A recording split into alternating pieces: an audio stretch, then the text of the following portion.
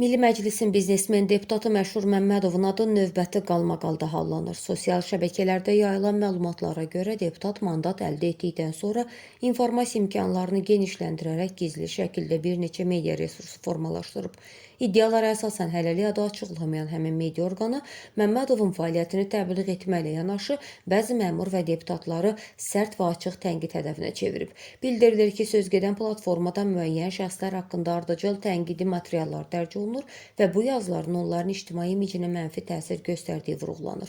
Məlumatlarda o da qeyd olunur ki, həmin sayt bəzi idarə və müəssisə rəhbərləri ilə də yaxın münasibətlər qurub. İddialara görə himayə qarşılığında maliyyə dəstək mexanizmi mövcuddur və bu proses gizli şəkildə həyata keçirilir.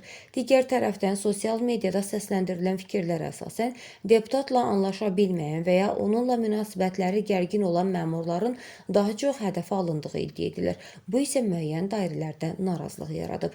Qeyd edək ki, səsləndirilən bütün bu iddialarla bağlı rəsmi mövqe açıqlanmayıb. Mövzu ilə bağlı qarşı tərəfin də mövqeyini işıqlandırmağa hazırıq.